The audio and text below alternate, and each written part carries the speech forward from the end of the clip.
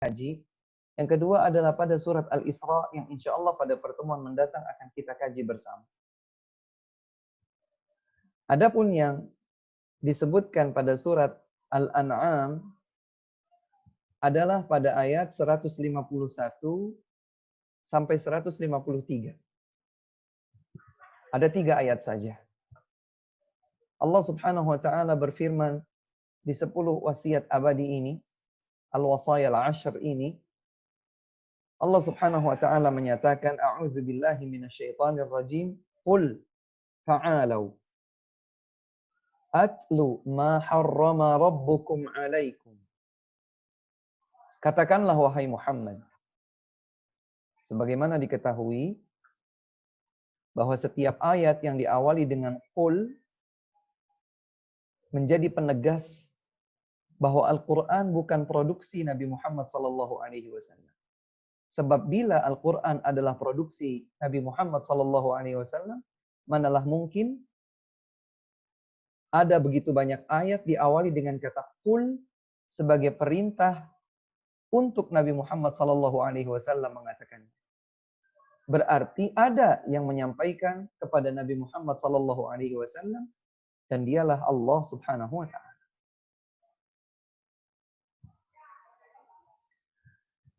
Allah berfirman di dalam ayat 151 surat Al-An'am ini, qul atlu, katakanlah wahai Muhammad, aku akan membacakan.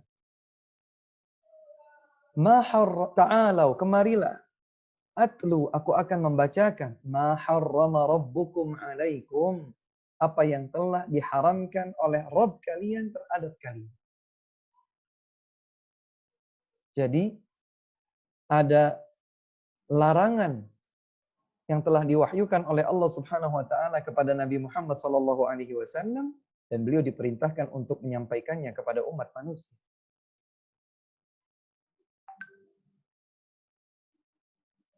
Yang pertama dari larangan tersebut adalah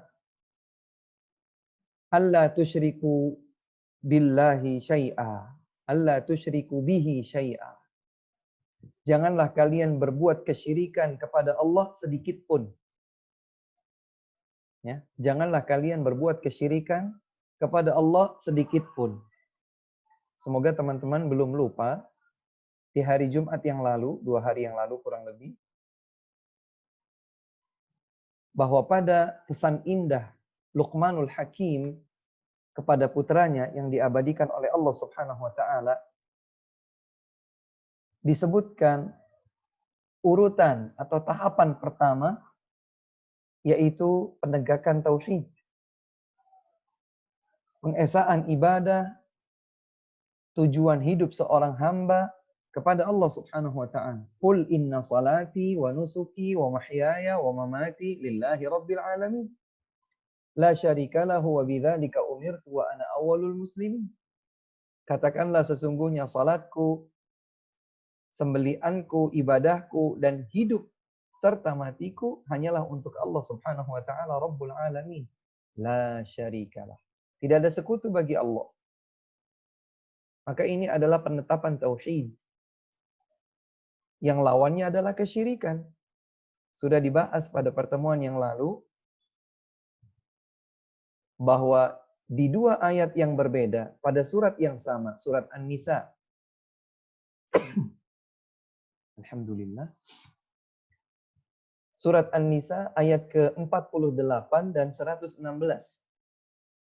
Awal ayatnya sama, namun ujungnya berbeda.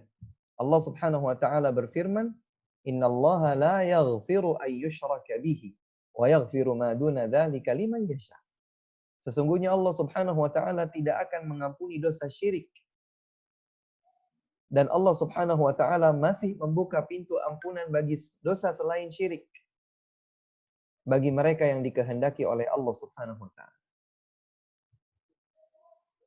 Urutan dan tahapan pesan indah Luqman Al-Hakim rahimahullah untuk putranya diawali dengan tauhid, maka demikian pula tahapan wasiat yang Allah Subhanahu wa taala titipkan kepada Nabi Muhammad sallallahu alaihi wasallam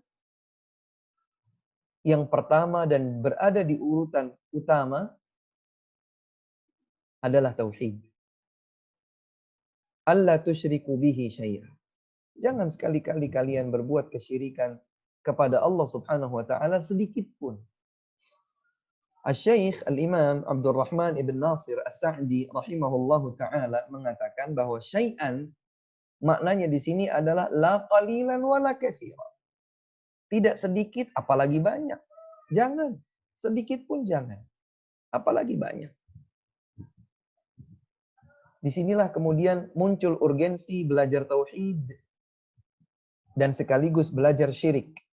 Belajar tauhid untuk diamalkan, ditegakkan, dan belajar tentang syirik untuk dijauhi dan ditinggalkan.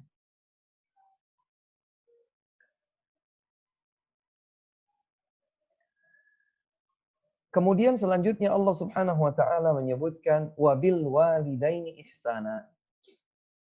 Jika tauhid yang lawannya adalah syirik merupakan akhlak utama seorang hamba kepada Allah Subhanahu wa taala, maka mulailah selanjutnya Allah Subhanahu wa taala berpesan di dalam al-wasaya al-ashr ini.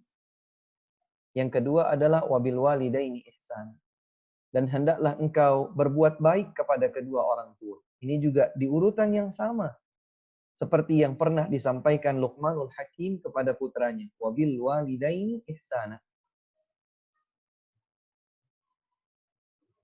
Dan berbakti kepada kedua orang tua memiliki implementasi yang sangat luas.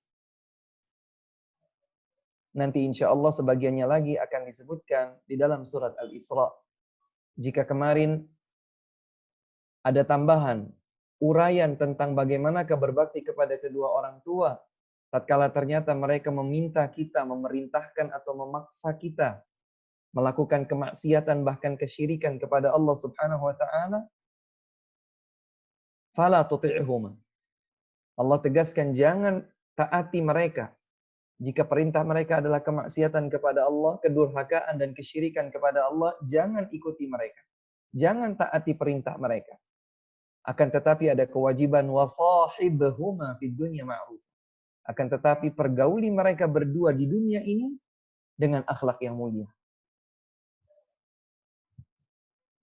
Maka demikian pula di sini di dalam 10 wasiat abadi dari Allah Subhanahu wa taala yang diabadikan di dalam Al-Qur'an, setelah penyebutan haramnya kesyirikan, kemudian Allah Subhanahu wa taala menyambung dengan kewajiban berbakti kepada kedua orang tua. Berarti sudah ada dua ya. Ada kewajiban untuk meninggalkan kesyirikan sekecil apapun itu dalam bentuk apapun, apakah ucapan atau perbuatan atau keyakinan.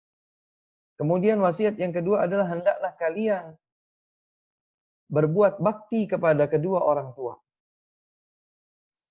Selanjutnya Allah Subhanahu wa taala menyatakan pada wasiat yang ketiga, wala taqtulu auladakum min imlaq. Dan jangan kalian membunuh anak-anak kalian karena takut lapar. Di dalam ayat yang lain Allah Subhanahu wa taala menyatakan wala taqtulu auladakum khasyata imlaq. Karena takut kefakiran. Karena takut kemiskinan. Di dalam hadis Nabi menyatakan engkau mengkhawatirkan anakmu makan bersamamu. Kekhawatiran makannya anak-anak kita bersama kita sehingga kita tidak mau memiliki anak yang banyak adalah sebuah kekeliruan.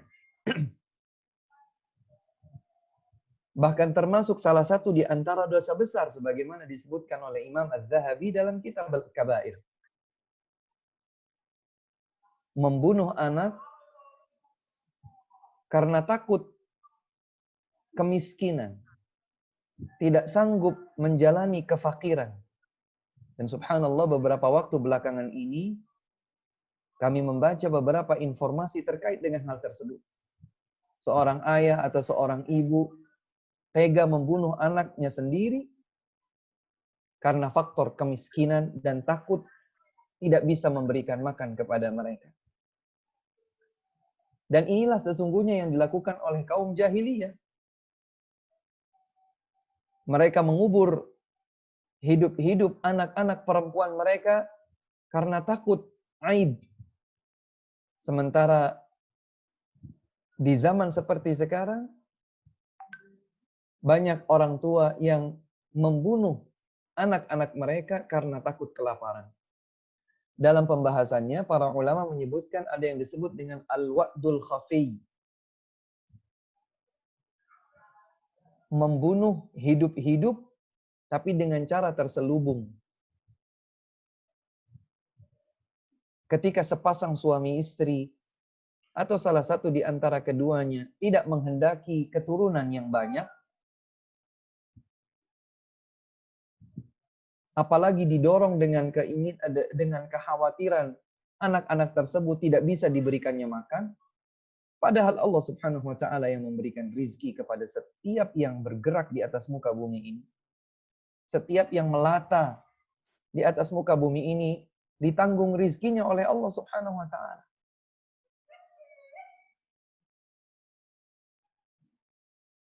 Al-wa'dul khafi adalah pembunuhan anak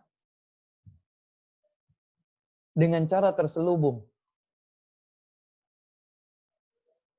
Dan di antara contoh yang paling real terjadi adalah pembatasan keturunan.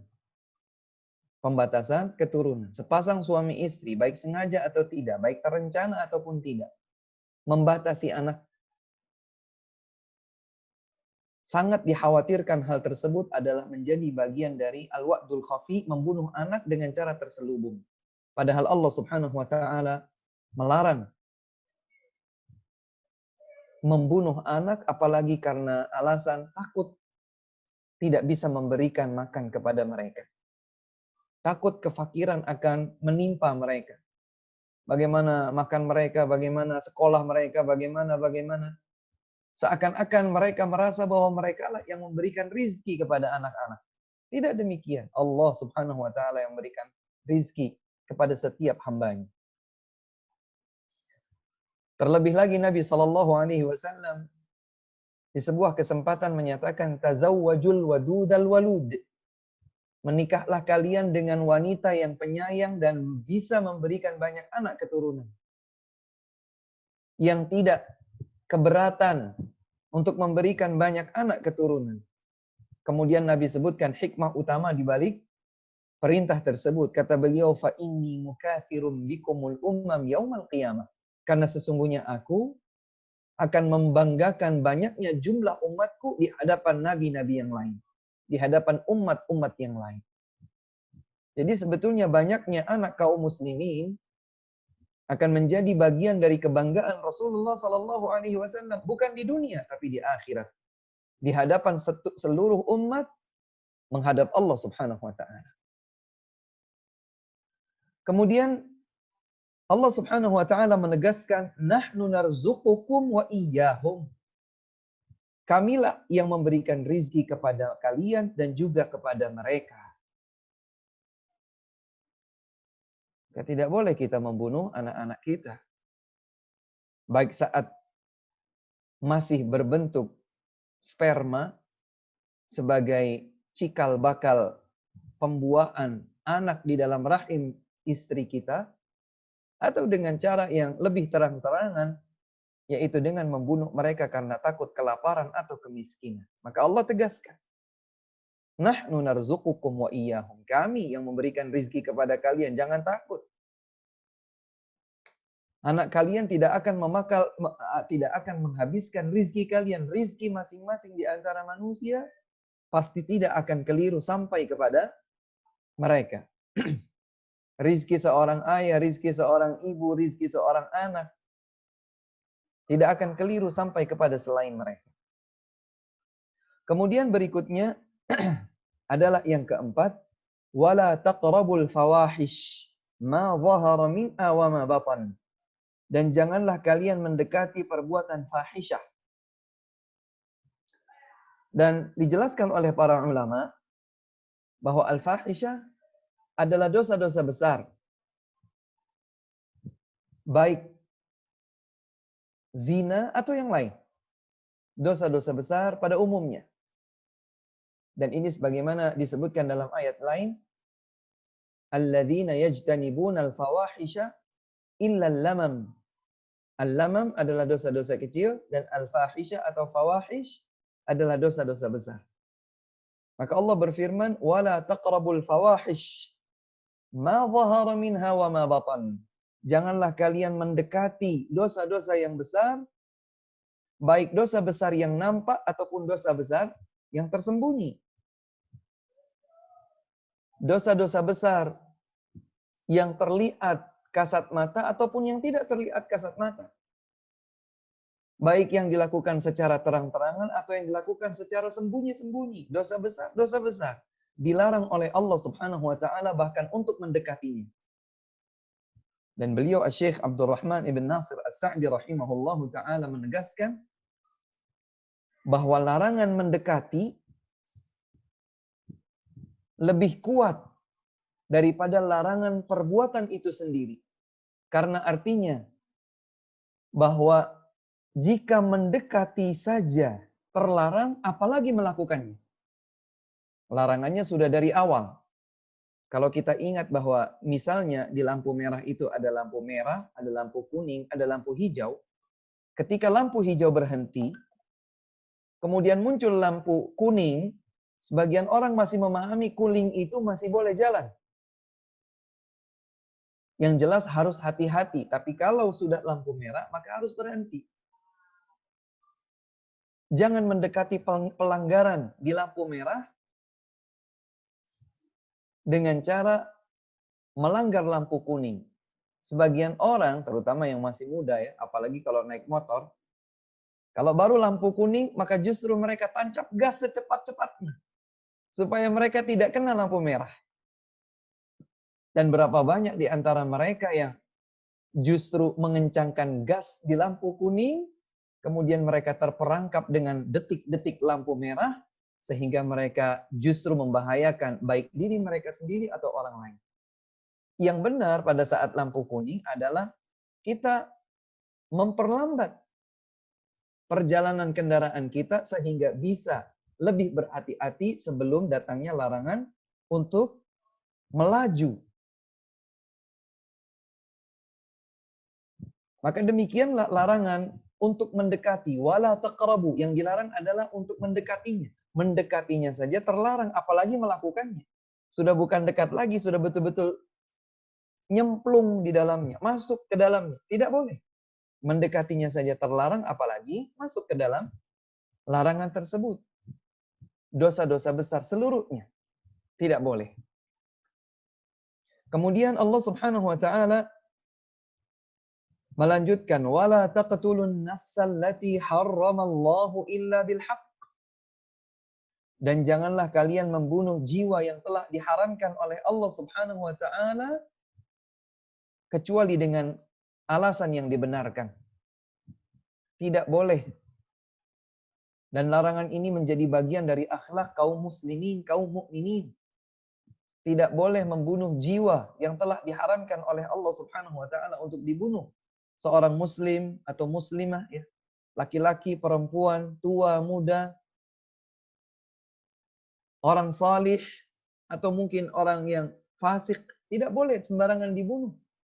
Termasuk juga tidak boleh kita membunuh kafir yang zimmi atau muahad atau musta'man.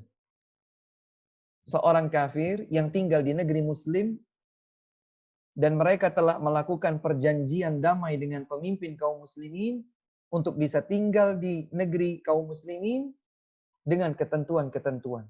Ini adalah kafir muahad atau zimmi atau musta'man yang diberikan jaminan keamanan oleh pemerintah kaum muslimin karena kesepakatan yang dijalankan. Tidak boleh seorang mukmin membunuh jiwa yang seperti itu sekalipun.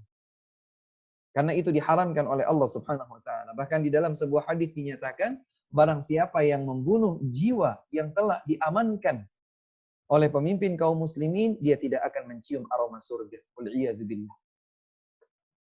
Maka kalau di beberapa waktu yang lalu dan sudah semakin usang ya, terjadi pengeboman di sana di sini atas nama pelaku seorang muslim atau seorang mukmin, maka demi Allah perbuatan mereka yang membunuh jiwa tanpa perhitungan sama sekali adalah salah satu di antara yang dilarang oleh Allah Subhanahu wa taala. Tidak mencerminkan sama sekali akhlak seorang mukmin. Karena Allah Subhanahu wa taala melarang. Kemudian selanjutnya Allah Subhanahu wa taala menyambung illa bil haq, kecuali dengan hak, alasan yang dibenarkan. Di antaranya adalah yang disebutkan oleh Nabi sallallahu alaihi wasallam dalam hadis bahwa alasan yang dibenarkan untuk membunuh jiwa yang telah diharamkan untuk dibunuh adalah at-thayyibuz zani. Seseorang yang telah menikah namun ia berzina. Jika urusannya diangkat ke meja hijau persidangan Islam, mahkamah syar'i kaum muslimin, kemudian terbukti dia berzina padahal dia sudah menikah, baik masih berstatus sebagai seorang suami atau istri misalnya, atau mereka sudah bercerai, atau berpisah karena kematian misalnya, intinya mereka sudah menikah. Si pelaku zina sudah pernah menikah.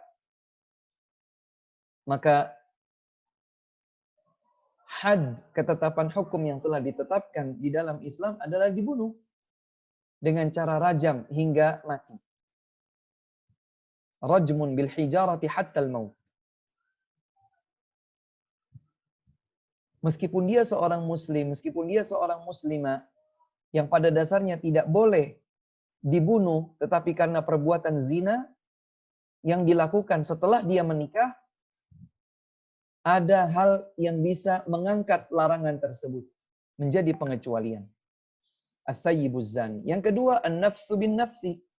Seorang yang harus ditegakkan qisas pembunuhan atas dirinya. Si A membunuh si B. Ketika keluarga si B tidak terima dan tidak memberikan maaf kepada si A, maka si A dihukum sebagaimana yang ia lakukan kepada si B dengan dibunuh. Meskipun dia muslim atau muslimah, meskipun dia orang yang salih atau yang fasik, fajir, jahat, dia boleh ditumpahkan darahnya dengan pengecualian pembunuhan yang dia lakukan dan menyebabkan adanya qisas, pembalasan. Kemudian yang Nabi sebutkan juga yang ketiga, pengecualian tersebut adalah at-tariku lidinihil mufariqu lil jamaah. Seorang yang murtad. Seorang yang murtad. Seorang yang murtad meskipun sebelumnya ia terikat perjanjian aman dengan Islamnya sehingga tidak boleh dibunuh, tapi karena murtadnya dia menjadi boleh untuk dibunuh. Dan Nabi Muhammad SAW secara khusus menyatakan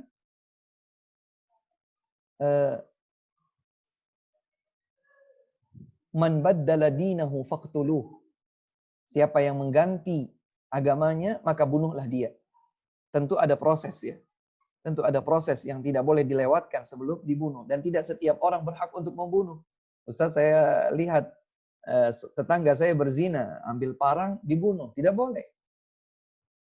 Ada ketentuan dan proses yang berlaku pada hal ini. Tetapi inti penyebutannya adalah pada larangan untuk membunuh jiwa yang diharamkan oleh Allah Subhanahu wa taala untuk dibunuh.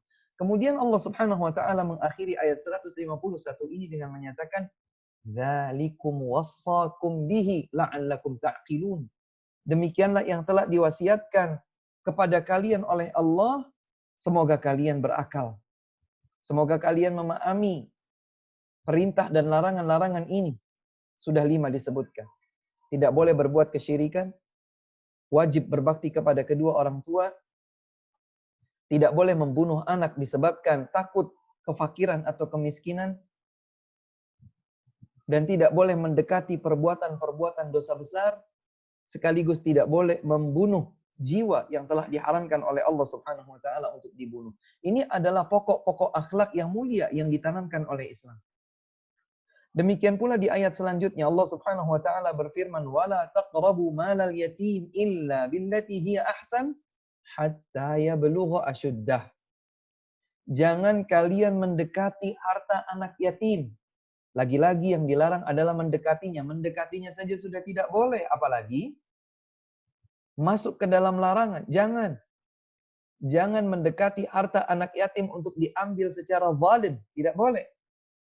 Illa billati hiya ahsan. Kecuali jika harta anak yatim tersebut diambil untuk dikembangkan dengan yang baik. Untuk dikelola sehingga tidak hangus atau mengalami inflasi. Boleh diambil harta anak yatim tersebut untuk dikembangkan, untuk dikelola. Hanya ini yang dibolehkan.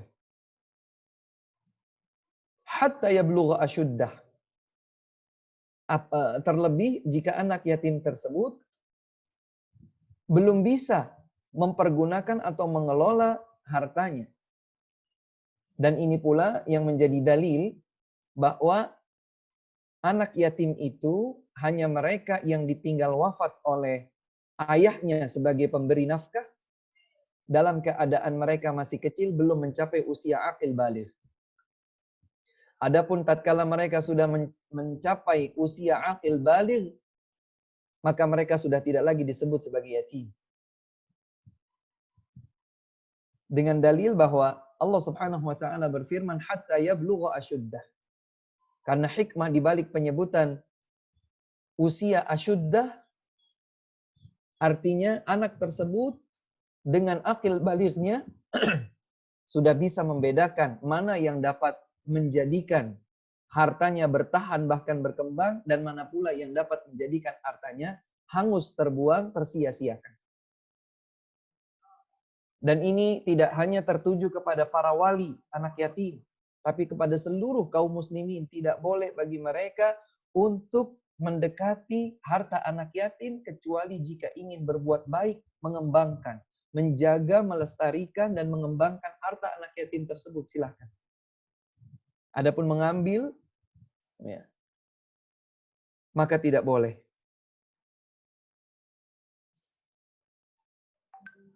Dan para ulama menjelaskan,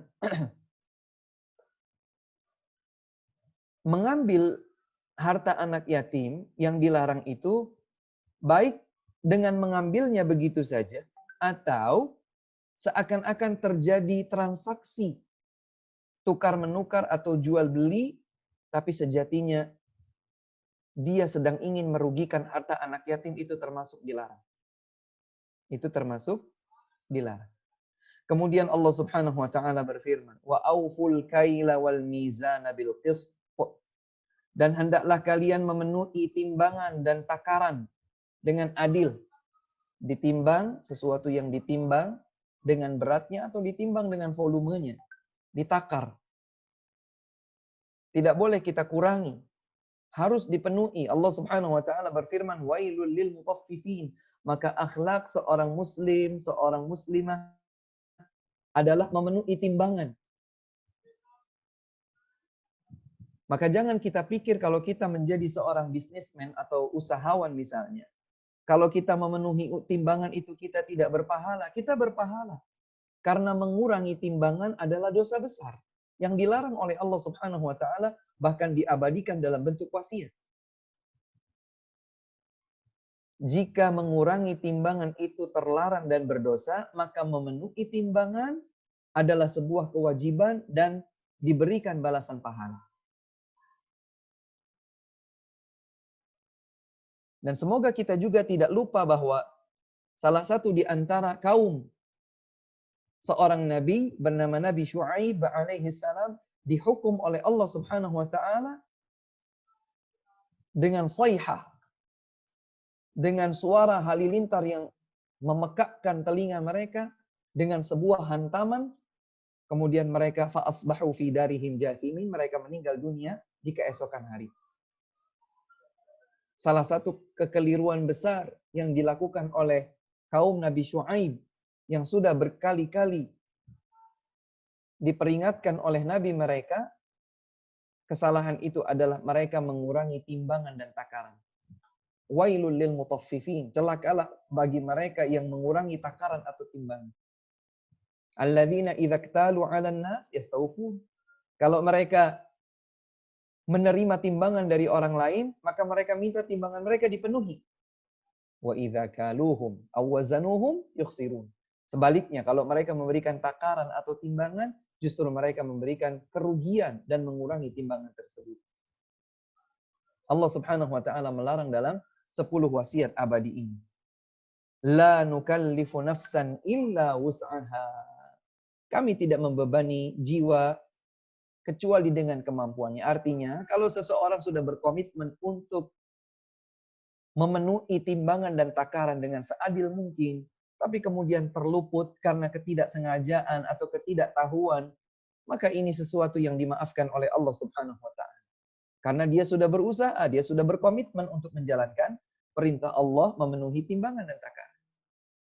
Terkurangi sekian butir beras, misalnya. Oleh sebab itu, sangat dianjurkan kita sebagai penjual misalnya, untuk melebihkan takaran atau timbangan. Itu lebih baik. Daripada mengurangi, yang kemudian baik kita sadari atau tidak kita sadari, kita melakukan sebuah kekeliruan. Kalau seseorang sudah berkomitmen dan menjalankannya, namun sekali waktu tanpa dia ketahui, tanpa dia sadari, dia mengurangi timbangan atau takaran, maka Allah Subhanahu wa taala Maha Pengampun terhadap kekeliruan hamba-hambanya. Itulah makna la nukallifu nafsan illa wus'aha. Kemudian Allah Subhanahu wa taala melanjutkan wa idza qultum fa'dilu. Wa idza qultum fa'dilu, dan apabila kalian berkata-kata, hendaklah kalian bersikap adil. Baik ucapan tersebut adalah ucapan biasa saja atau ucapan pada posisi penentuan hukum atau sebuah keputusan. Harus adil. Walau kana dza qurba. Meskipun ucapan adil tersebut terkadang berat karena ditegakkan kepada sesama kerabat. Sebagian orang melakukan kekeliruan, ya, nepotisme yang bahkan sampai merubah hukum Allah Subhanahu wa taala atau mengurangi hak keadilan, maka ini dilarang. Oleh sebab itu di dalam mahkamah syar'iyah agama Islam, ketika seseorang melakukan kekeliruan, kemudian kekeliruannya diangkat ke meja hijau, dan ternyata yang menjadi hakim adalah salah seorang di antara kerabatnya, ini dihindari. Ini sangat dihindari. Dialihkan kepada pengadilan yang lain atau diganti hakim yang akan menentukan putus perkaranya. Kenapa demikian? Karena syaitan akan membisikkan. Syaitan akan mempermainkan ini sebagai kesempatan menggelincirkan manusia ke dalam kemaksiatan. Allah Subhanahu wa taala melarang. Wa idza qultum, apabila kalian berkata-kata fa'dil. Apabila kalian berucap atau sedang memutuskan satu hukum, maka hendaklah kalian adil. Walau kana dza qurba. Walaupun objeknya adalah yang masih memiliki hubungan kekerabatan. Kemudian yang kesembilan, Allah Subhanahu wa taala menyatakan wa bi'ahdillahi aufu. Dan hendaklah kalian memenuhi janji kalian bersama Allah Subhanahu wa taala. Amanah yang telah ditetapkan oleh Allah Subhanahu wa taala hendaknya kalian penuhi. Apa amanah yang telah diembankan oleh Allah Subhanahu wa taala? Yaitu amanah-amanah yang mungkin terjadi di antara sesama manusia, maupun amanah sebagai seorang hamba. Sebagai seorang hamba, kita punya amanah untuk menjalankan perintah Allah, menjauhi larangan Allah. Dan juga kita diperintahkan untuk memenuhi amanah bersama sesama manusia. Mereka menitipkan sesuatu dan lain sebagainya. Ini adalah amanah. Maka Allah Subhanahu wa taala perintahkan agar kita memenuhi amanah tersebut. Wa bi'ahdillahi aufu. Terhadap perjanjian bersama Allah, hendaklah kalian memenuhinya. Baik perjanjian itu berhubungan dengan hak Allah Subhanahu wa taala dalam tauhid, ataupun berhubungan dengan hak sesama manusia. Dzalikum wassakum bihi la'allakum tadhakkarun. Inilah yang Allah Subhanahu wa taala wasiatkan kepada kalian agar kalian mengingatnya. Di ayat 151 ada 5 wasiat, di ayat 152 ada 4 wasiat, kemudian di ayat yang terakhir, ayat 153, ada 1 wasiat, dan itu yang ditunda atau disebutkan di akhir, padahal ia yang paling besar.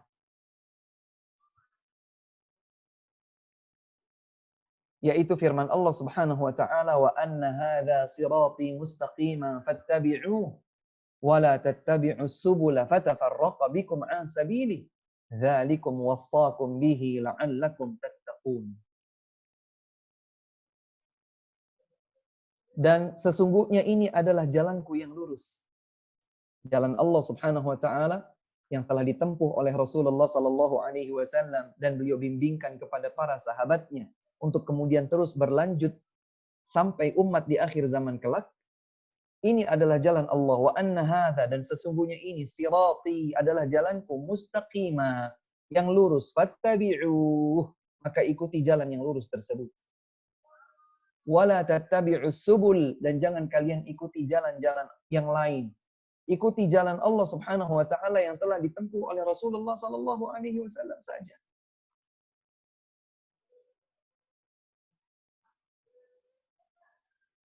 Apa yang akan terjadi kalau kita tetap ngeyel? Nah, teman-teman di Jerman tahu ya arti ngeyel. Membangkang, durhaka, keras kepala sehingga menyimpang, ngeyel. Apa yang akan terjadi jika seseorang ngeyel tidak mau menempuh jalan Allah Subhanahu wa taala yang lurus ini? Allah menyatakan, "Fatafarraqa bikum an sabili." Kalau kalian ngeyel, tidak mau mengikuti jalan Allah, dan justru mengikuti jalan selain jalan Allah, maka kalian akan terpisah jauh dari jalan Allah Subhanahu wa taala yang lurus tersebut. Inilah yang diwasiatkan oleh Allah Subhanahu wa taala kepada kalian. Semoga kalian bertakwa. Syekh Abdul Rahman bin Nasir As-Sa'di rahimahullah berkata, "Lamma bayyana katsiran minal awamiril kibar wasyara'i'il muhimmah, asyara ilaiha wa ila ma huwa ahammu minha."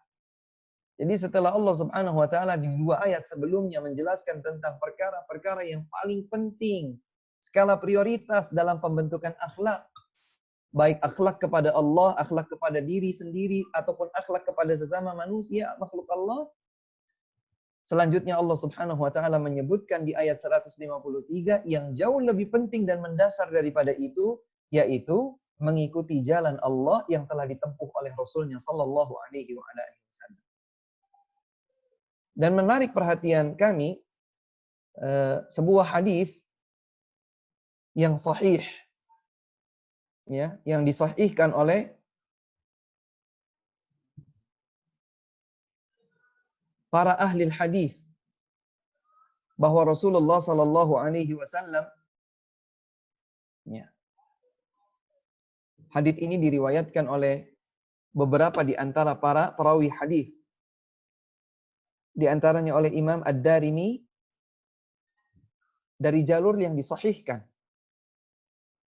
bahwa Rasulullah sallallahu alaihi wasallam suatu ketika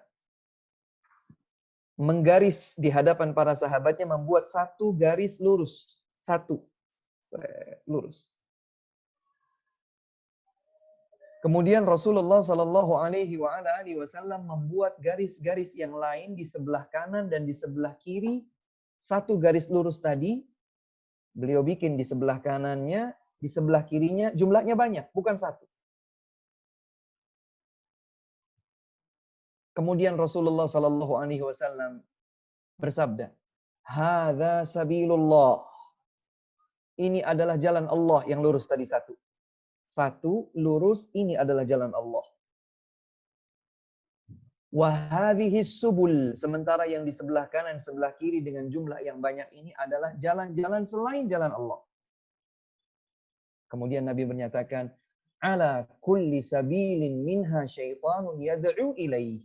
Pada setiap satu jalan dari jalan-jalan yang bercabang banyak tadi, terdapat syaitan yang mengajak manusia untuk tergelincir masuk ke dalamnya. Setelah kejadian tersebut, atau setelah Nabi membuat satu garis lurus dan menyatakan ini adalah jalan Allah, diikuti garis-garis lain di sebelah kanan, sebelah kiri, menyatakan ini adalah jalan-jalan selain jalan Allah, yang padanya terdapat syaitan untuk menggelincirkan manusia masuk ke dalamnya. Kemudian Rasulullah SAW membaca ayat 153 dalam surat Al-An'am ini. Wa anna hadha sirati mustaqima fattabi'u wa la tattabi'us subula fatafarraqa bikum an sabili. Dzalikum wassakum bihi la'allakum tattaqun. Maka teman-teman sekalian yang dimuliakan Allah Subhanahu wa taala, jika telah kita ketahui bersama sejak awal bahwa akhlak adalah agama dan agama adalah akhlak, maka ini adalah bagian dari yang seharusnya, sewajibnya menjadi tuntunan akhlak yang mendasar. Karena ini telah diwasiatkan oleh Allah Subhanahu wa taala dalam rangkaian 3 ayat pada surat Al-An'am.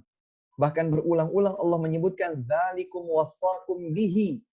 Inilah yang telah diwasiatkan oleh Allah kepada kalian dengannya, la'allakum ta'qilun, supaya kalian berfikir dengan akal kalian, la'allakum tadhakkarun, supaya kalian mengingatnya, la'allakum tattaqun, supaya kalian bertakwa.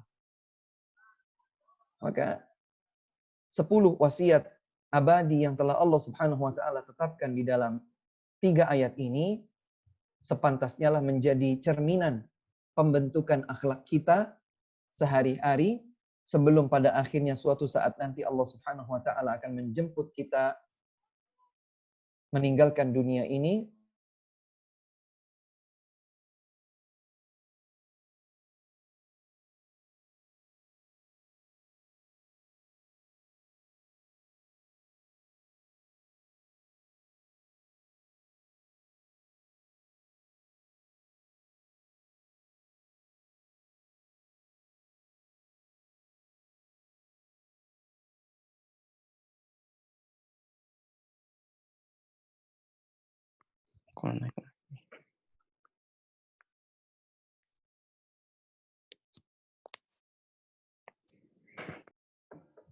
Ya, mohon maaf tadi sinyalnya tiba-tiba saja terputus.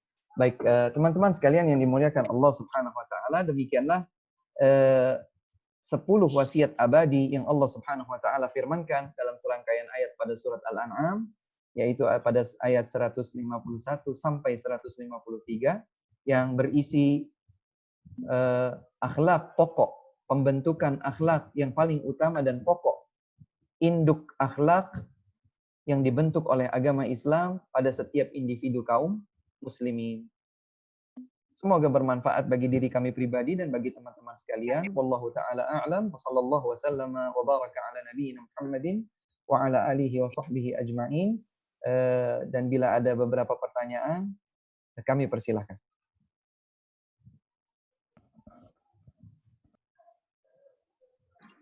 Jazakumullah khairan Ustaz. Wa jazakumullahu khairan. Tadi sudah masuk beberapa pertanyaan, namun karena roomnya hilang, qadarullah pertanyaannya ikut hilang Ustaz. Subhanallah. Iya. Tapi semoga Anda insya Allah masih ingat beberapa. Tadi yang pertama pertanyaan dari Bang Ivan Rizirvan. Mohon nanti Bang Ivan kalau misalnya Anda ada kekurangan penyampaian informasinya dibenarkan. Pertanyaannya masih terkait dengan birrul walidain Ustaz, yang minggu lalu sempat ditanyakan itu kalau orang tua berghibah. Kemudian kita sudah berusaha mengingatkan, tapi yang orang tua katakan justru kita berghibah untuk mengambil hikmah dari orang yang kita ghibahi tersebut. Nah itu ketika itu terjadi, bagaimana kiranya sikap kita Ustaz? Ya, tetap kita menghindar ya. Kita menghindar dari ghibah yang hanya sekedar dibenarkan dengan alasan mengambil hikmah. Karena tidak seorang pun di antara kita yang rela kekeliruannya menjadi buah bibir dibicarakan secara negatif oleh orang lain. Ya. Kalau kita diposisikan seperti halnya orang yang sedang kita ghibahi, tentu kita tidak ingin. Yang kita inginkan adalah seandainya kita keliru, maka kekeliruan kita ditutup, diluruskan, ya, diberikan nasihat dengan baik, diperlakukan baik, dan seterusnya. Ya.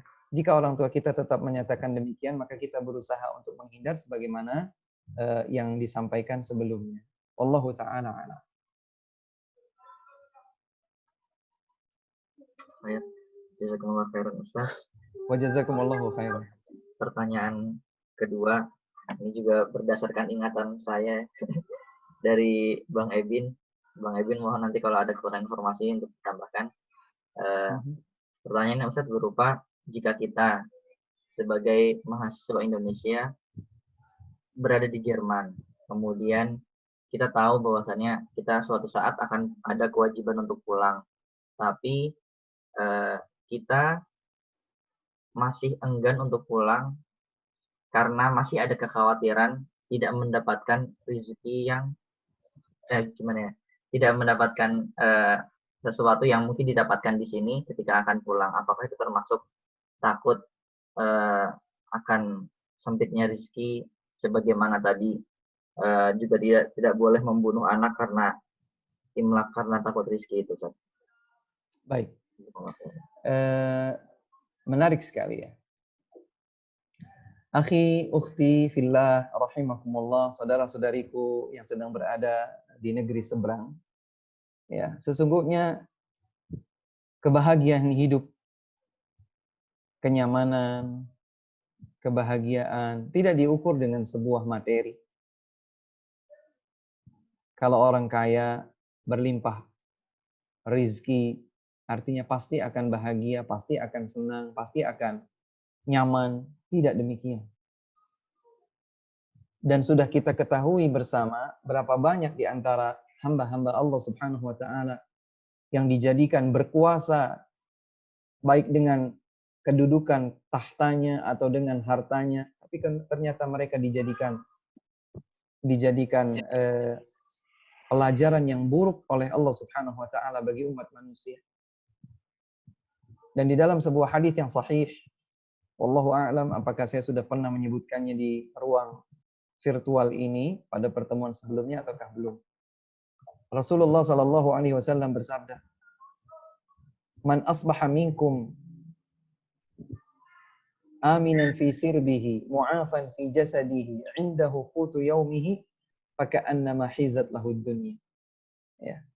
Kata Nabi sallallahu alaihi wasallam, barang siapa yang di pagi hari aman di tempat ia tinggal, sehat pada tubuhnya, pada raganya, jasmani dan rohaninya sehat, dan ia memiliki bahan makanan pokok di hari tersebut, sesungguhnya telah dibentangkan untuknya kenikmatan di dunia.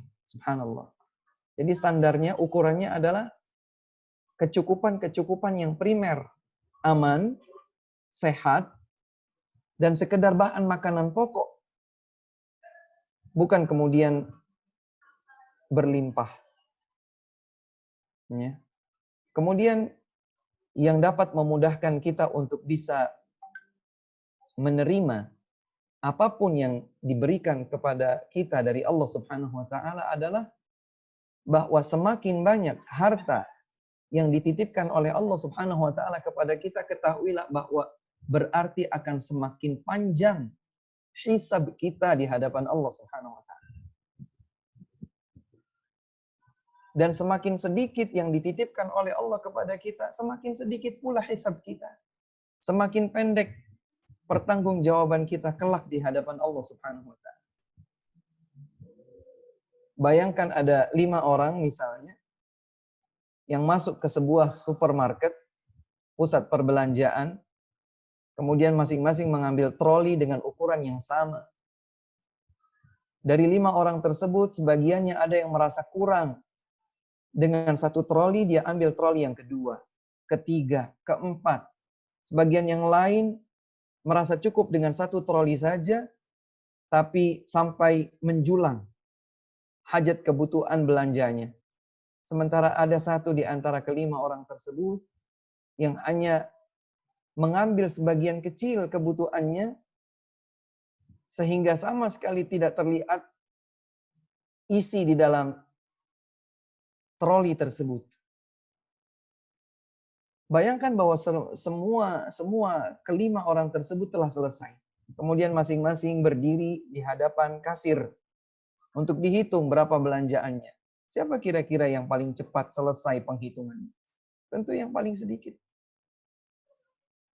Maka dengan mengingat hal tersebut, semoga kita tidak hanya memandang dari sisi duniawi, karena dengan kita kembali ke tanah air misalnya ya, berarti kita bisa berkesempatan untuk berbakti kepada kedua orang tua, menjalin tali silaturahmi lebih dekat lagi, berkesempatan untuk berbuat banyak bagi umat, ya, mencari pundi-pundi, argo pahala, dan seterusnya.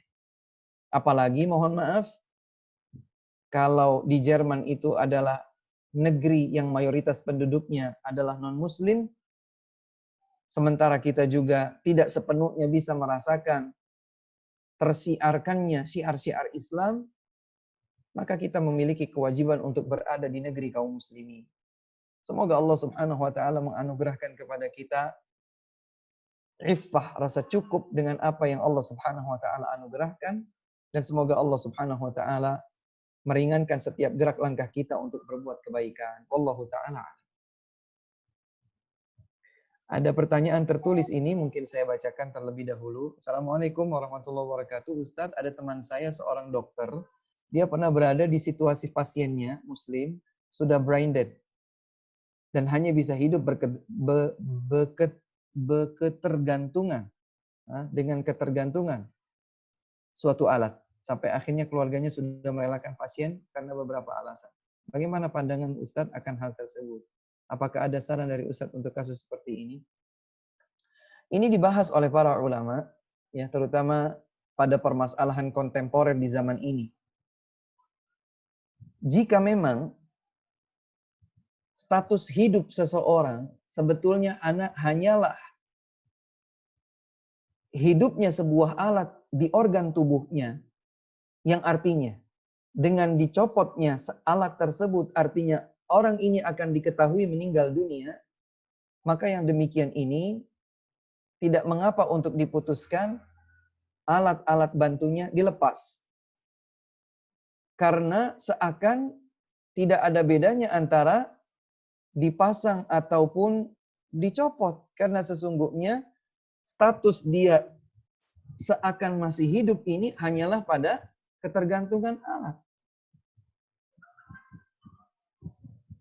Sehingga wallahu ta'ala a'lam, yang demikian ini boleh, apalagi kalau sudah ada pernyataan dari medis misalnya, bahwa ini sebetulnya sudah tidak bisa berbuat apa-apa, semua aktivitas yang ada dalam organ tubuhnya tidak lain adalah gerakan dari alat misalnya, maka semoga Allah Subhanahu wa taala menutup pasien muslim tersebut, menutup hayat pasien muslim tersebut dengan husnul khatimah dan tidak menjadi beban tersendiri bagi dokter yang menanganinya. Wallahu taala.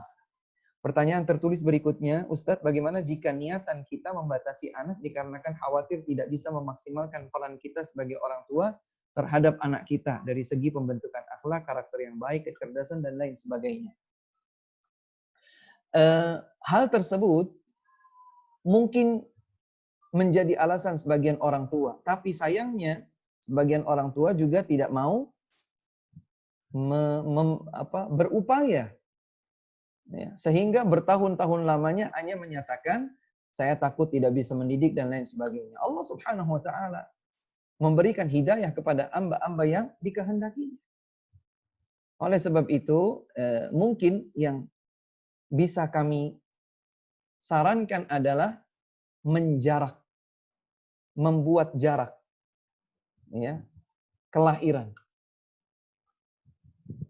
Dan para ulama menyebutkan jika penjarakan, artinya membuat jarak kelahiran satu anak dengan anak berikutnya, adalah di dalam rangka satu, menyempurnakan susuan anak yang pertama misalnya, atau ada pesan dari dokter agar yang bersangkutan atau si ibu ya terlebih dahulu mengistirahatkan rahimnya karena baru saja mengalami operasi ini, operasi itu, dan lain sebagainya, maka ini adalah alasan yang bisa dibenarkan. sambil kemudian sepasang orang tua, baik ayah ataupun ibu, mempersiapkan diri. Bagaimana saya memberikan pendidikan tarbiyah kepada anak-anak saya. Dan perlu dicatat, sehebat apapun kita, sebanyak apapun keilmuan kita tentang konsep tarbiyah, kita tidak bisa mencapai titik sempurna. Karena kita sebagai manusia tercipta dalam keadaan banyak melakukan kelalaian dan kekeliruan, kekhilafan dan kekurangan. Maka kuncinya adalah memohon pertolongan kepada Allah Subhanahu wa taala.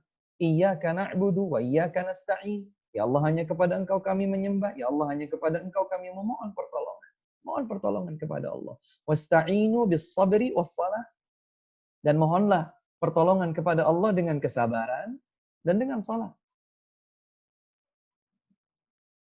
Maka silahkan memperbanyak keturunan karena ini adalah dibanggakan oleh Rasulullah Sallallahu Alaihi Wasallam. Bahkan ada perintah agar kita menikah dengan wanita yang senang memberikan banyak anak keturunan. Wallahu taala a'lam. Ustaz, jazakumullah khairan. Oh, jazakumullah khair. Beberapa teman yang sudah mengacungkan tangan ingin bertanya secara langsung, Ustaz. Silakan. Boleh. Karena persilakan kepada Afrakan untuk terlebih dahulu bertanya. Tafadhol, akhi. Assalamualaikum warahmatullahi wabarakatuh, Ustaz. Waalaikumsalam warahmatullahi wabarakatuh. Jazakumullah khairan atas materinya. Jazakumullah khairan.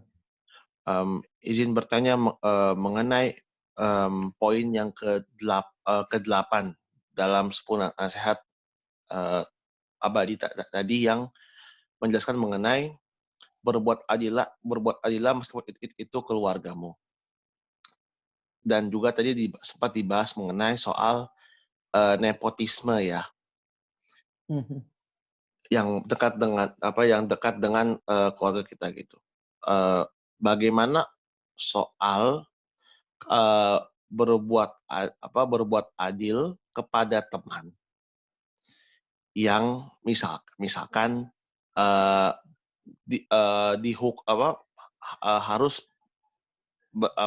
harus bermasalah terhadap kasus pidana begitu. Syukran Ustadz, jazakumullah khairan. Wa jazakumullahu khairan akhi Rakan Kurnia, ya, Masya Allah. Ya, poin ke-8 pada 10 wasiat abadi yang disebutkan tadi adalah wa idza qultum fa'dilu walau kana dza qurba. Apabila kalian bertutur kata, maka hendaklah kalian adil. Dan tentu di antara makna adil di sini adalah kejujuran.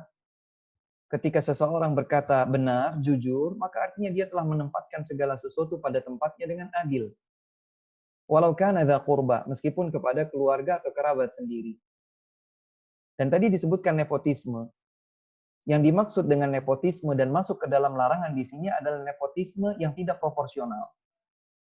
Adapun ketika seseorang melakukan nepotisme, katakanlah saya memiliki perusahaan misalnya, kemudian saya melihat kompetensi yang memadai pada diri sepupu saya, maka kemudian saya menjadikan dia sebagai salah satu manajer pada perusahaan saya misalnya, saya dahulukan dia sebagai manajer daripada orang yang lain dengan kapasitas yang sama, dengan kapabilitas yang lebih kurang serupa, maka tidak masalah kita mendahulukan kerabat kita. Karena tidak ada yang tidak adil di sini. Karena kita memilihnya memposisikan sebagai manajer, disebabkan adanya kompetensi dan kapabilitas pada sepupu kita tersebut. Adapun kalau seandainya kita memposisikan seseorang pada sebuah jabatan, atau sebuah kepemimpinan, atau sebuah wilayah tugas tanggung jawab, pada seseorang yang tidak mumpuni, ya, tidak memadai, tidak memiliki kapabilitas, dan sesungguhnya justru dikhawatirkan dengan penempatan dia di situ akan merusak stabilitas keadilan, maka kita sudah melanggar larangan Allah Subhanahu wa taala yang disebutkan tadi. Maka kita harus bertutur kata yang adil, baik saat kita bicara biasa, artinya tidak sedang menetapkan sebuah putusan hukum, apalagi pada saat kita menetapkan putusan hukum, maka kita harus adil, terlebih kepada kerabat. Lalu bagaimana bila kita memiliki teman yang tersangkut dengan kasus tertentu, pidana dan lain sebagainya, kita harus bersikap adil. Kita harus bertutur kata adil. Kita tidak boleh memberikan keterangan palsu. Dalam sebuah hadis yang sahih disebutkan bahwa Rasulullah Sallallahu Alaihi Wasallam di hadapan para sahabatnya menyatakan, ala unabbiukum bi akbaril kabair, maukah kalian aku kabarkan tentang dosa besar yang paling besar? Beliau ulangi 3 kali, kemudian para sahabat menjawab, iya Rasul, kami mau, kabarkan kepada kami hal itu. Maka Rasulullah Sallallahu Alaihi Wasallam sambil dalam keadaan berbaring menyatakan, dosa besar yang paling besar nomor 1 adalah al-isyraku billah, berbuat kesyirikan kepada Allah Subhanahu wa taala. Kemudian yang kedua, wa uququl walidain, durhaka kepada kedua orang tua. Selanjutnya Nabi Shallallahu alaihi wasallam bangkit dari sandarannya. Beliau bangkit untuk duduk lebih tegap dari sandarannya. Salaya berkata, ala wa qauluz zur wa syahadatuz zur, ala wa qauluz zur wa syahadatuz zur. Ketahuilah bahwa dosa besar yang berikutnya setelah syirik dan durhaka kepada orang tua adalah berkata dusta dan memberikan keterangan palsu, kesaksian palsu. Kemudian Nabi ulangi lagi, berkata dusta dan memberikan kesaksian palsu. Berkata dusta dan memberikan kesaksian palsu. Terus menerus Nabi Shallallahu Alaihi Wasallam mengulang-ulang pernyataan tersebut sampai sebagian sahabat menyatakan, ya Allah, semoga setelah ini Nabi mencukupkannya. Ini menunjukkan bahwa kita tidak boleh dalam keadaan apapun, jangankan kepada sekedar teman, bahkan kepada kerabat kita yang masih memiliki hubungan kekeluargaan dengan kita, kita harus berkata adil, maka demikian pula kepada teman kita. Kalau sudah tersandung pidana dan sudah naik ke meja hijau persidangan, maka kesaksian kita haruslah kesaksian yang benar. Wah, nanti saya dicemooh, saya akan dikucilkan, saya akan dihujat oleh keluarga teman saya tersebut. Sampai pun kalau seisi dunia ini akan membenci kita karena ucapan kita yang benar, jujur, dan adil, itu lebih kecil dan lebih ringan dibandingkan kalau kelak kita di hadapan Allah Subhanahu wa taala tidak mampu menjawab kesengajaan kita untuk tidak berkata jujur. Demikian wallahu taala a'lam. Selanjutnya silahkan. Ya. Selanjutnya ada Akhi Faruqi Hasbi, dipersilahkan Bang.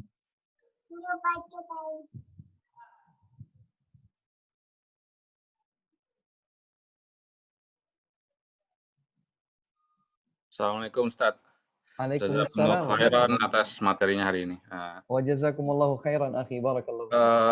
Untuk menyambung masalah ghibah tadi. Apakah ada ghibah yang diperbolehkan? Dan bagaimana kalau kita ingin membicarakan seseorang untuk menghindari agar ikhwan muslim yang lain terhindar dari keburukan dia? Apakah itu diperbolehkan atau bagaimana kita membedakannya? Baik. Wa jazakumullahu khairan. Baik, menarik ini ya. Semoga saya bisa peringkas karena ini pembahasan yang membutuhkan uraian-uraian. Disebutkan dalam sebuah hadis yang sahih tentang definisi ghibah. Kata Nabi SAW, atadruna mal ghibah? Kata Nabi SAW, dzikruka akhaka bima yakrah. Ghibah itu adalah engkau menyebutkan tentang saudaramu hal-hal yang dia benci untuk engkau sebutkan. Berarti ketika kita menyebutkan keburukan saudara kita muslim kepada orang lain, ini disebut ghibah. Kemudian seorang sahabat bertanya, ya Rasulullah, ara'aita in kana fi akhi ma aqul?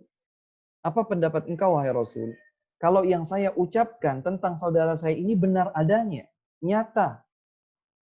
Yang saya ucapkan kepada orang lain tentang saudara saya itu benar-benar sebuah kenyataan.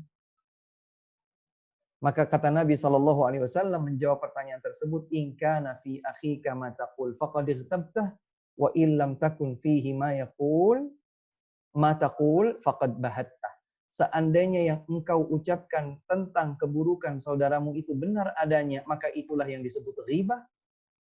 Dan seandainya ucapanmu kepada orang lain tentang keburukan saudaramu itu tidak benar adanya, maka itu disebut buhtan. Dan buhtan adalah dosa yang lebih jelek daripada ghibah. Ini definisi ghibah. Kemudian, adakah ghibah yang diperbolehkan? Ya. Sebetulnya disebutkan oleh Al-Imam Nawawi dalam kitab Riyadhus Shalihin, ya, bahwa ada 6 bentuk ghibah yang diperbolehkan, artinya mendapatkan pengecualian. Saya sebutkan secara cepat. Yang pertama adalah at-tadhallum, ketika seseorang dizalimi. Jadi kondisinya seseorang dizalimi oleh si A. Maka untuk mengembalikan haknya, dia meminta haknya yang telah dizalimi, dia datang kepada hakim, penegak hukum. Kemudian saya ceritakan bahwa fulan si A telah menzalimi saya. Ini menyebutkan keburukan si A. Tapi dikecualikan dari ghibah yang terlarang.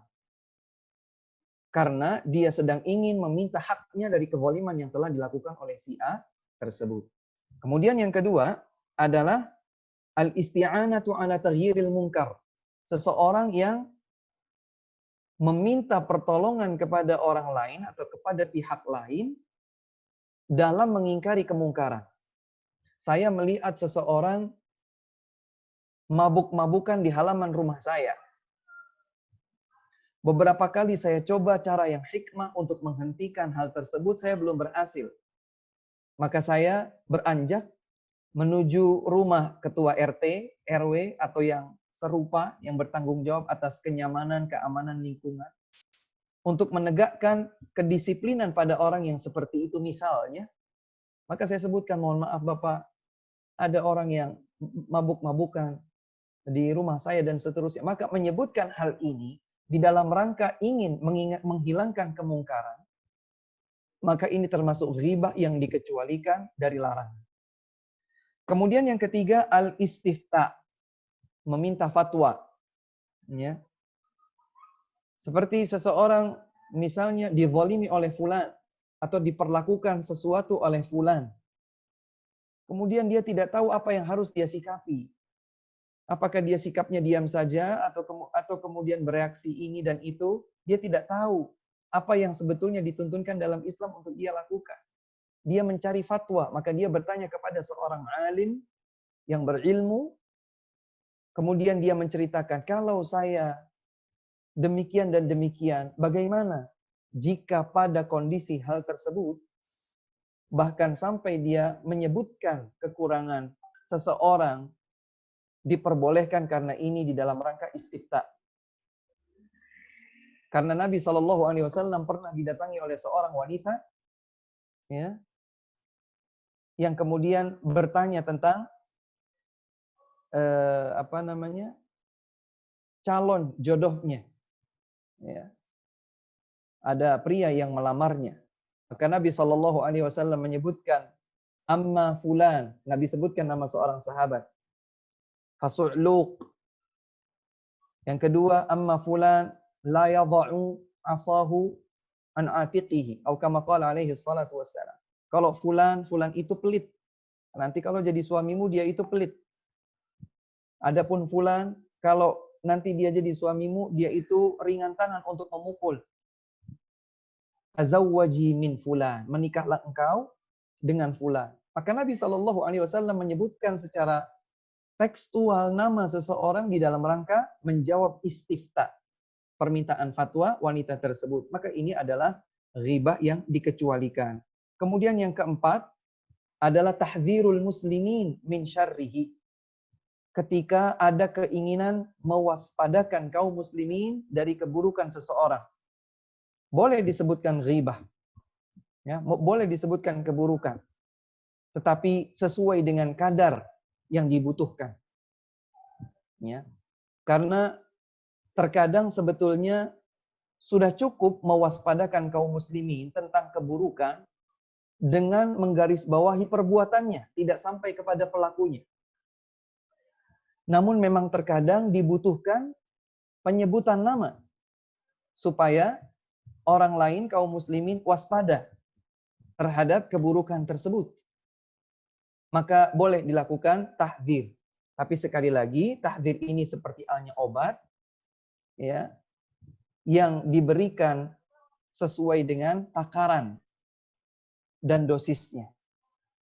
Wah, saya bagaimana mengukur takaran dan dosisnya, Ustadz? Kembalikan kepada para ulama, karena mereka lah dokter-dokter dalam kondisi-kondisi semacam itu. Apalagi kalau seandainya pengaruh negatifnya kepada umat sangat besar, maka dibutuhkan kewaspadaan dan pertimbangan maslahat atau mafsadat yang lebih matang. Para ulama yang mengukur, bukan kita kemudian memutuskan sendiri, berijtihad dan lain sebagainya. Ditanyakan kepada para ulama rabbaniyin, ya, tanpa ghulu, berlebih-lebihan, dan juga tanpa melalaikan. Tanpa ghulu, tanpa taksir, tanpa ifrat, dan tanpa tafrid. Karena ahlu sunnah wal jamaah, kaum mukminin adalah kaum yang proporsional, berada di pertengahan. Wa kadzalika ja'alnakum ummatan wasata. Demikianlah kami, kata Allah Subhanahu wa taala, menjadikan kalian sebagai umat pertengahan. Maka dalam mewaspadakan kaum muslimin dari keburukan seseorang, perlu diperlakukan ghibah misalnya, ini pun dilakukan secara proporsional dengan petunjuk para ulama. Wallahu a'lam. Kemudian yang kelima, ada seseorang misalnya yang mujahirun bil fisqi. Dia memang menampakkan kefasikan. Dia menampakkan kefasikan. Atau yang serupa dengan kefasikan. Seperti perbuatan-perbuatan yang melanggar atau menyimpang dari tauhid, menyimpang dari tuntunan sunnah Nabi Sallallahu Alaihi Wasallam, maka boleh kita menyebutkan nama tersebut, nama pelaku tersebut, agar manusia waspada dari pengaruh buruk orang tadi, ya, dari pengaruh buruk orang tersebut. Atau ada orang yang sudah tidak malu lagi berzina, maka atau dia itu pandai menggombal, atau seseorang yang sering terbukti menipu dan lain sebagainya, maka yang demikian ini tidak mengapa untuk disebutkan namanya agar diwaspadai. Sekali lagi dengan hikmah dan proporsional. Kemudian yang keenam, kata Al-Imam An-Nawawi rahimahullahu taala, at-ta'rif. Ya. Disebutkannya seseorang untuk dikenali, dan terkadang yang dikenali itu tanda yang dikenali itu yang sebagian orang relatif memahaminya sebagai sebuah kekurangan.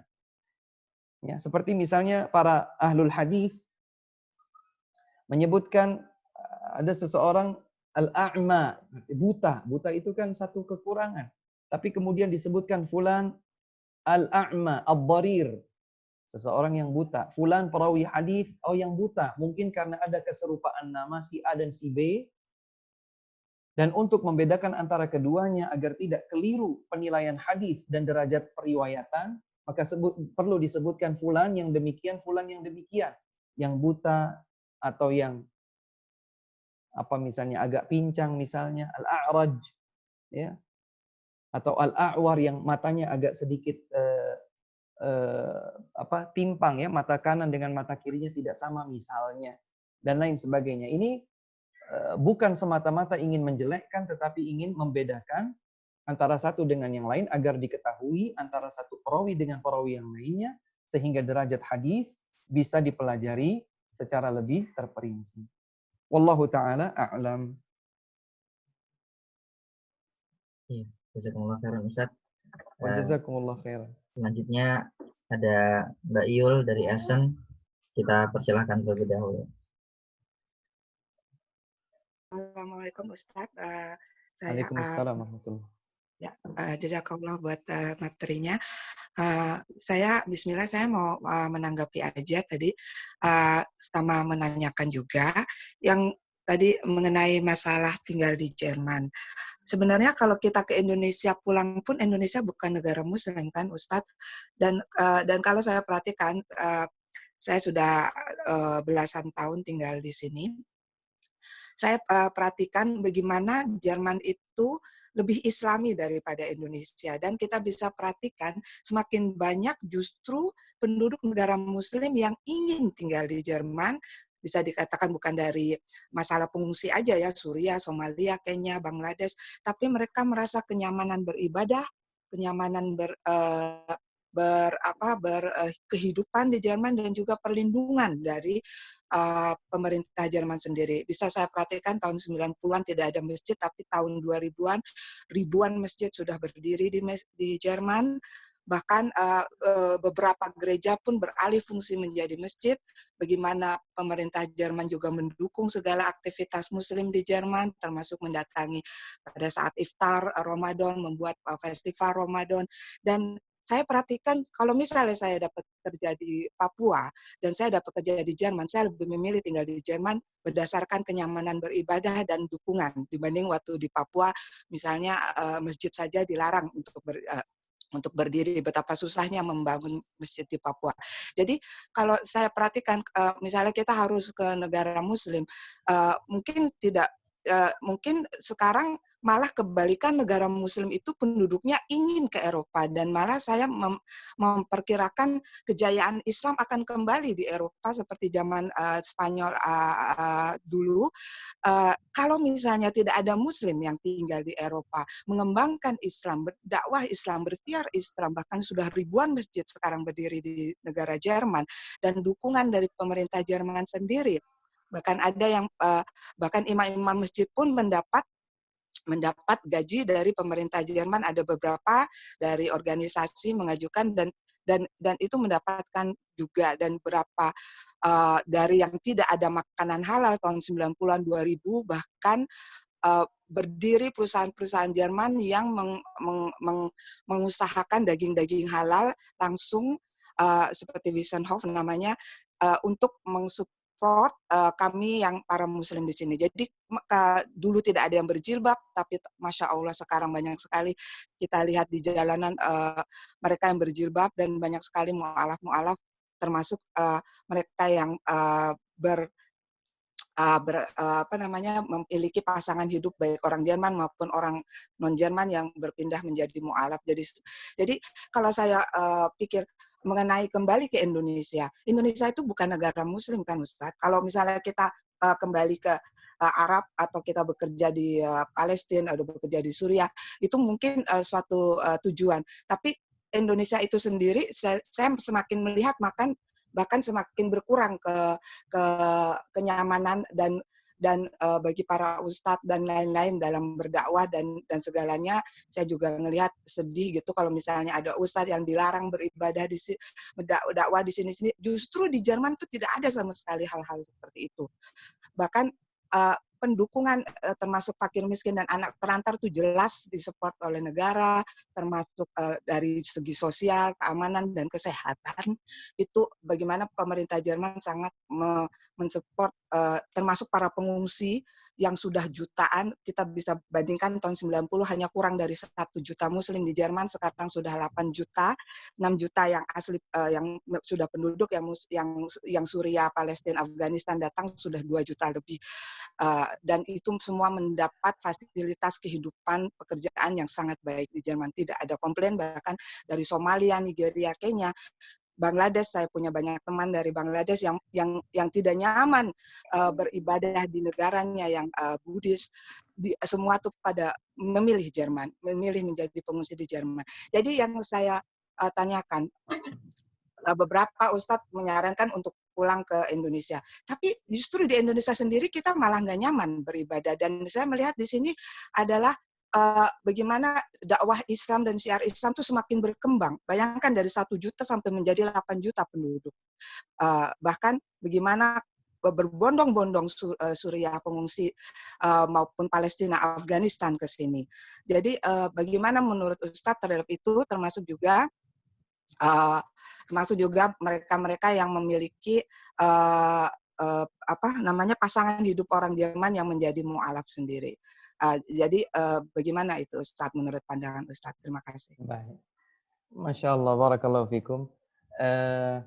Kalau persepsi atau pandangan pribadi memang tidak bisa dipaksakan ya. Artinya ketika seseorang melihat bahwa dari satu sisi bagi pribadinya dia lebih mendapatkan kenyamanan di tempat tertentu, maka ini tidak bisa dipaksakan.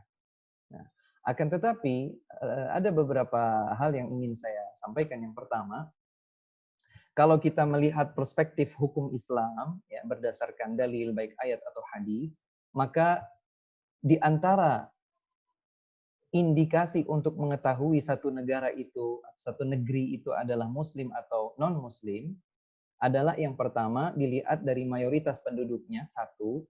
Yang kedua adalah dari pemimpinnya, apakah dia seorang muslim ataukah bukan muslim.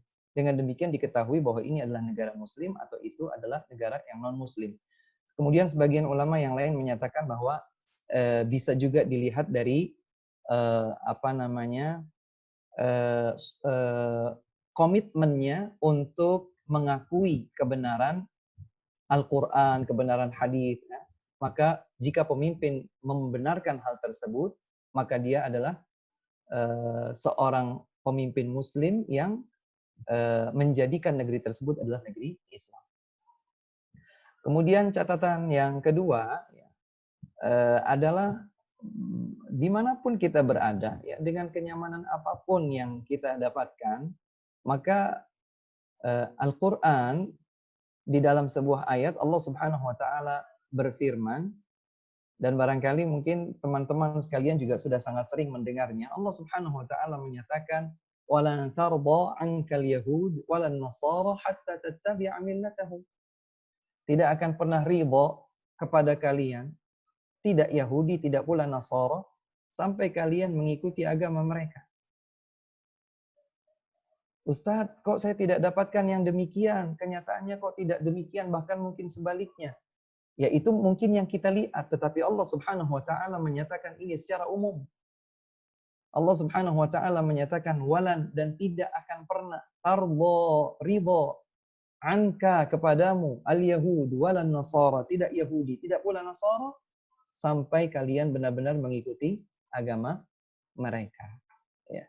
Maka kalau tadi disebutkan misalnya ada beberapa muslimin ya, yang mengungsi ke negeri Jerman, dan di situ mereka mendapatkan suaka, mendapatkan kenyamanan, mungkin di tengah-tengah kondisi negerinya yang mengalami konflik misalnya atau yang lain sebagainya, maka berarti dia sesungguhnya pindah dari negerinya yang sedang mengalami konflik ya, kemudian menjadi pengungsi ke negeri Jerman untuk menyelamatkan agamanya, maka ini adalah solusi, meskipun solusi tersebut harus perlu terus dievaluasi apakah menjadi solusi yang permanen, apakah solusi yang suatu saat nanti bisa saja berubah. Kemudian yang ketiga, yang terakhir, ketika ada saran untuk kembali ke Indonesia, itu lebih kepada bagaimana dia nanti menjalin dengan sebaik mungkin kedekatannya bersama kerabat, ya, bersilaturahmi dengan kerabat, karena menyambung tali silaturahmi jika bisa diusahakan, maka tidak cukup hanya sekedar dengan by phone, by video call atau yang lain sebagainya. Ada hal-hal tertentu yang tidak bisa terwakili pada saat bersilaturahmi. Nah, tapi kalau seseorang misalnya sudah menikah dengan seseorang yang berkewarganegaraan Jerman atau seorang Indonesia menjadi berkewarganegaraan Jerman karena pasangan hidupnya adalah orang Jerman, sehingga terikat dengan aturan ini dan itu di Jerman misalnya, atau di negara mana saja, maka itu adalah kondisi kasuistik ya, bagi dirinya. Semoga Allah Subhanahu wa taala meneguhkannya di atas keimanan, memberikannya kesalihan, dan semoga ia terus bisa tetap belajar tentang Islam, tahu semakin lebih dalam tentang ayat-ayat Allah Subhanahu wa taala, hadis-hadis Rasulullah sallallahu alaihi wasallam, dan seterusnya. Ya, sebagaimana kami juga berdoa ya supaya teman-teman sekalian yang ada di Jerman terus dijaga oleh Allah Subhanahu wa taala, dilindungi oleh Allah Subhanahu wa taala, bisa berbuat baik ya, mewakili kaum muslimin di negeri Jerman. Karena mungkin memang sebagian dari teman-teman sekalian dalam grup ini mungkin memiliki kebutuhan-kebutuhan dan kondisi khusus untuk tetap berada di negeri Jerman. Demikian wallahu taala alam. Masih ada yang lain? Iya, masih Ustaz, yang lain di pertanyaan ini tertulis. Tertulis. Iya, tapi ada yang private ke anak bacakan dulu ya Ustaz, yang private. Anak ingin tanya Ustaz, bila membatasi kelahiran, karena sebelumnya mendapat anak dengan kebutuhan khusus yang butuh banyak perawatan dan terapi, dan ada kekhawatiran untuk melahirkan anak serupa, ini bagaimana Ustaz? Bolehkah atau tidak? Yang pertama, kekhawatiran tersebut harus dibuang. Ya. Allah Subhanahu wa taala tidak membebani hambanya kecuali dengan kemampuan yang dimilikinya. La yukallifullahu nafsan illa wus'aha. Berprasangka baiklah kepada Allah, mendekatlah kepada Allah Subhanahu wa taala. Ya. Kesedihan itu wajar dan itu adalah ujian. Namun larut dalam kesedihan sampai bahkan kemudian berpikir hal-hal yang di luar jangkauan kita sebagai manusia, ini tidak sepantasnya kita lakukan. Berprasangka baik kepada Allah, memohon kepada Allah Subhanahu wa taala. Semoga Allah Subhanahu wa taala memberikan keturunan yang baik, yang salih dan seterusnya. Dan perlu senantiasa kita hibur diri kita bahwa pada setiap penciptaan Allah tidak ada yang batil. Rabbana ma khalaqta hadza batila. Ya Allah, tidaklah yang telah Engkau ciptakan ini adalah sesuatu yang batil. Pasti ada hikmah. Dan pasti ada kebaikan yang besar dalam setiap ketetapan hukum Allah Subhanahu wa taala dan keputusannya. Ya. Tapi kalau seandainya membatasi kelahiran atau menjarak kelahiran itu berdasarkan arahan dari dokter, misalnya kelainan atau keterbatasan tertentu pada anak yang telah dilahirkan itu adalah karena hal tertentu dalam rahim yang perlu dibersihkan terlebih dahulu misalnya. Atau ada hormon ini, hormon itu yang menyebabkan ini dan sebagainya, maka ini juga perlu dipertimbangkan karena para ahli, yaitu para dokter dalam hal ini, adalah dalam perspektif hukum Islam adalah bagian yang perlu dipertimbangkan. Ya. Perlu dipertimbangkan sebagai langkah berikutnya. Demikian wallahu ta'ala. Akhi Syauqi, beberapa saat lagi akan masuk waktu sholat maghrib dan kami butuh persiapan. Mungkin satu pertanyaan lagi. Kalau masih ada pertanyaan lain yang belum terjawab, bisa insya Allah disambung pada pertemuan yang akan datang, insya Allah. Iya, insya Allah Ustaz. Jazakumullah khairan. Satu pertanyaan ya Ustaz ya. Iya, silakan. Assalamualaikum warahmatullahi wabarakatuh. Ustaz, bagaimana dengan kisah seorang sahabat atau sahabiah yang mengaku telah berzina kepada Rasulullah Shallallahu Alaihi Wasallam, namun beliau tidak langsung menghukuminya. Baru setelah sahabat atau sahabiah tersebut meminta berkali-kali untuk mendapatkan hukuman, padahal hukuman rajam telah ditetapkan oleh Allah. Apa hikmah yang bisa didapat dari kisah tersebut dan apa yang mungkin bisa diaplikasikan mengenai penghukuman dalam Islam? Baik. Rajam terhadap pelaku perzinaan disebut had.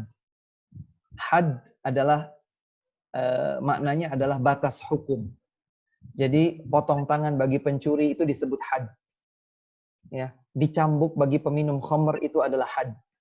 Dirajam bagi pezina yang sudah menikah itu adalah had. Baik, rajam adalah salah satu di antara bentuk had. Nah, di dalam perspektif hukum Islam, terutama yang berkaitan dengan al-qadha, dengan pengadilan, hukum yang memiliki had, pelanggaran yang memiliki konsekuensi hukum had, itu hukum asalnya adalah dar'uhu, ditolak. Artinya, ketika sesuatu belum naik ke meja hijau persidangan mahkamah Islam, maka itu tidak wajib untuk dilaporkan kecuali berhubungan dengan hak manusia, seperti pembunuhan misalnya. Tapi kalau perzinaan, maka hukum asalnya dia tutup selama belum terangkat ke atas meja hijau persidangan. Seseorang mencuri, kemudian dia bertaubat, tidak ada yang tahu bahwa dirinya mencuri. Belum terangkat sampai ke meja hijau pengadilan Islam, maka hukum asalnya adalah dar'uhu, ditahan. Hukum asalnya adalah ditahan. Maka demikianlah Nabi Shallallahu Alaihi Wasallam.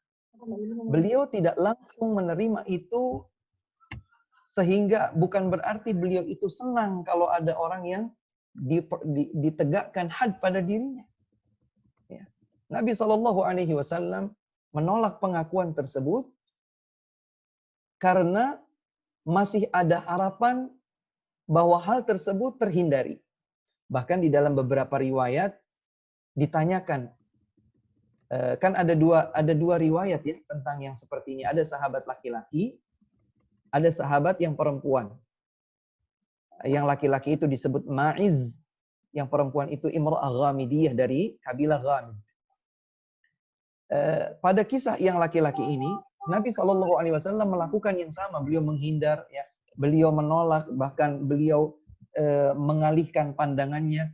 Dan di kali yang kedua, Nabi bertanya kepada sebagian sahabatnya, Abihi junun, apakah pada diri sahabat kita itu ada sesuatu yang berbeda pada akal pikirannya? Apakah ada kegilaan padanya sehingga kok dia mengakui perzinaan misalnya? Ini disebut dar, disebut pencegahan, penolakan. Ya.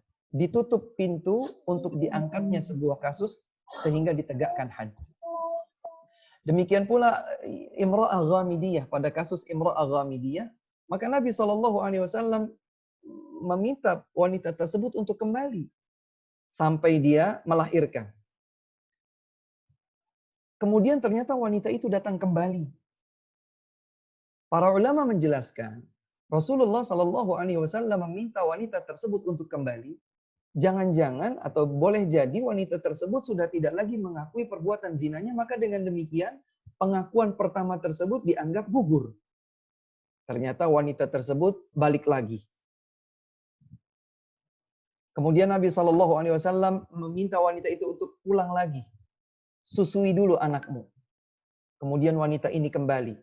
Sampai kemudian yang ketiga kalinya beliau bawa anaknya, tapi di tangan si anak ini dipegangkan roti kering untuk menunjukkan kepada Rasulullah SAW bahwa anaknya ini sudah tidak lagi bergantung kepada ASI, dia sudah bisa makan dari makanan di luar ASI.